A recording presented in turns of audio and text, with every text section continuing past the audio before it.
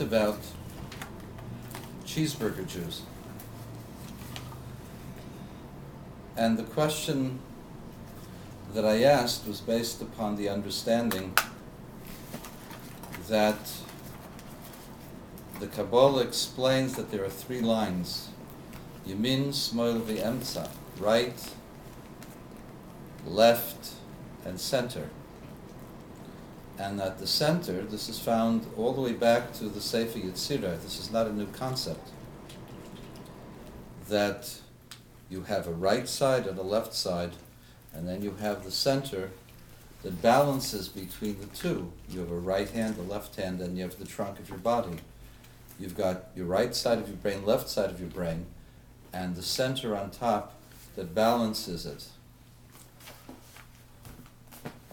So the question is, if cheese or milk is kindness, and meat is gvures, judgment, severity, what's wrong with bringing them together? You have a happy medium of compassion, of rachmanis, of emes. And I explained that when do you have emes, when do you have truth? It's a balance between right and left, when you have a healthy right and a healthy left. When the left and the right are confused, then you don't have a healthy balance, you don't have compassion, you have nothing. You have a person who doesn't know what he is. Let me explain that. Intellectually, we are taught that we must be kind. We see someone, if you see a naked person, clothe him. You see a hungry person, feed him. That should be your immediate reaction. But then there's another part in the equation. You have to know who you're dealing with, because sometimes it may be a killer, sometimes it may be a robber, sometimes it may be a person who's just a thief. And so you have to learn eventually to discern between peoples. Of course, if a person is dying, you're supposed to feed the person, give the person a drink. But you have to have a certain amount of discernment, and that comes from the Torah. The Torah tells you to be kind, the Torah also tells you to be discerning. That's intellectual.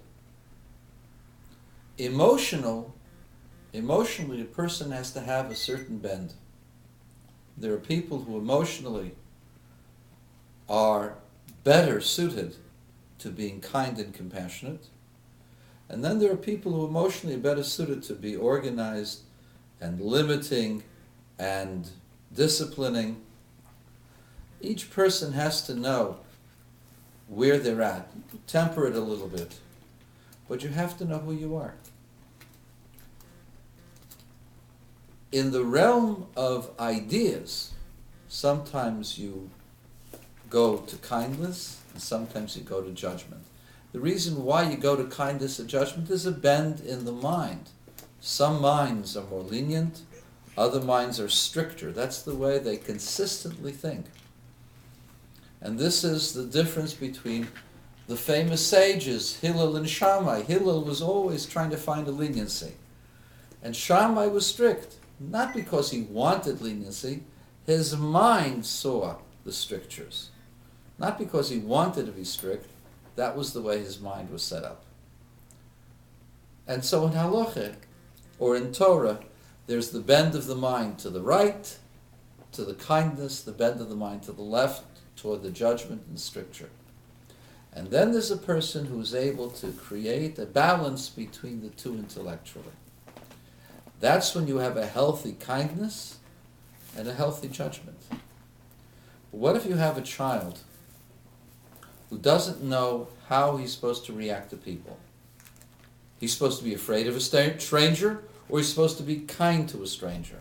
He's supposed to be loving to a friend, or he's supposed to be judging everything that the friend does? When you have such a child, and you have different messages for the child becomes confused. You cannot teach a child lessons that are mixed at the same time. There are times that you have to be kind and times that you have to be strict. In general, you have to be kind with others and strict with yourself. A cheeseburger is being kind and strict at the same time, mixing them together at the same time. And it's a jumble of emotions. If you have thoughts that are kind and strict at the same time, you're not sick. You may be confused, but you'll sort it out. But if emotionally you have love and judgment at the same time, you're torn emotionally. That's what I meant with the story of the young man who was taught things against the Torah. By day he studied the Torah, by night he studied Bible criticism, and this tore him apart. It caused conflict. Today we have a situation where rabbis are taught by heretics, people who do not believe in God. And they are taught that everything that we have in tradition is a big joke. But there are certain elements of the tradition that must have come from God or godly inspired. What it is that is godly inspired and what isn't is left up to the rabbi or left up to the ritual committee. So you have a rabbi who from one side wants to connect to God and wants to connect his flock to God. From the other side, the rabbi is told that whatever is in the tradition is all false, or primarily false, or partially false. And which part is false, he really doesn't know. Such a rabbi can only be confused and torn. That's just like the cheeseburger. And the people who follow such a rabbi are also cheeseburger Jews. They don't know what to do. From one side, they want to be Jewish. From the other side, Jewish values are a joke.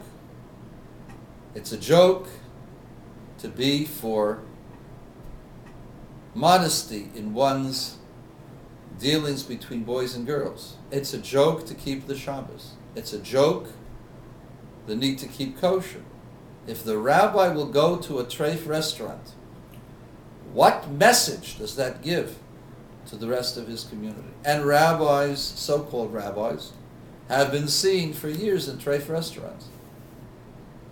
And the answer is they create an inner conflict between those who are truly sincere and wish to be godly and wish to be Jewish, and they just don't know what it is that God wants from them, because whatever it says in the books, the rabbi poo-poos. So what is it?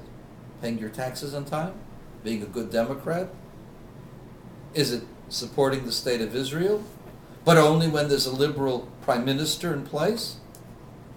What is being Jewish to mean to the average person?